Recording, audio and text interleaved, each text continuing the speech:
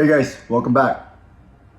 I have finally gotten to shoot and spent some time downrange with this specific gun. Shot about 800 rounds through this gun already. Got it pretty hot. I just finished cleaning this thing. It's pretty awesome. I didn't do anything to it. I didn't add lube. I didn't oil anything. I just started shooting the hell out of it to see what it felt like compared to my 92X performances. I'm currently preparing for the national production nationals.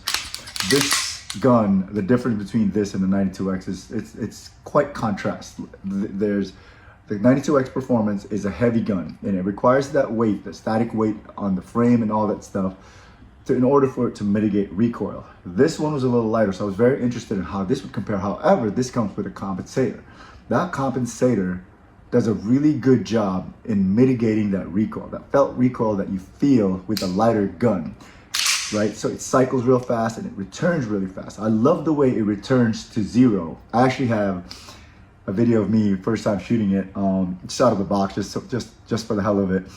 And my dad caught it, and I actually giggled after the first few rounds of how easy it returned. So the way I look at it is that they did, obviously I'm a little partial, but they did a really good job designing this gun in regards to the way, the balance of the gun, on how less input, minimal input from the shooter that it requires for me to shoot the gun, and it returning to this zero, right? When I shoot it, I like for it to return to this flat zero. And a lot of times I have to work the gun, I have to work my grip, I have to learn a lot of the guns, including the 92X performance. I had to learn a little bit. It took a little bit with some dry fire, some reps and shooting live fire on it.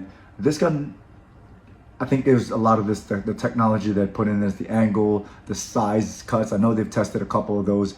There are a few different designs on that, but this overall thing with the weight, the balance, the recoil spring, and everything about it made it feel really easy to shoot. There wasn't much input on it. The first shot I actually shot, and I noticed that I dipped the sights down a little too far, which told me that I have a little too much input behind the gun with my grip. So I not relaxed my grip. I just decided not to push on it and see what the gun does.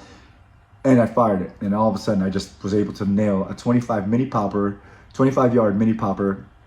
I think shot after shot after shot with iron sights, the way this is set up right now. Then I started running a few drills on it, some speed drill. What I really like about it is how easy it points. It points so light. So I think this gun right here would be really a good gun, good option gun, potentially for Steel Challenge, obviously IDPA. And then with IDPA, I think I can run this in carry optics. If I throw a red dot, I can also run this in open division in the Steel Challenge by just throwing on that frame mounted red dot, leaving this the way this is. Being that it's shorter, right? Being that it's lighter, it's gonna be so much easier to transition and stop right on that target. So whatever target I'm gonna be shooting, it's gonna be much easier to pick up the sights and stuff like that. So I was very surprised on how well this shot. I've always been more of the guy that likes heavier guns because of the way it just feels from 2011 days. This gun being slightly lighter, it's aluminum alloy, it's aluminum frame.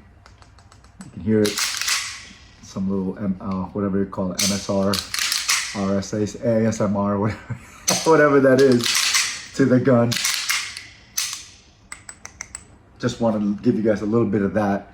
It's a very fun gun to shoot. It's such an easy gun to shoot.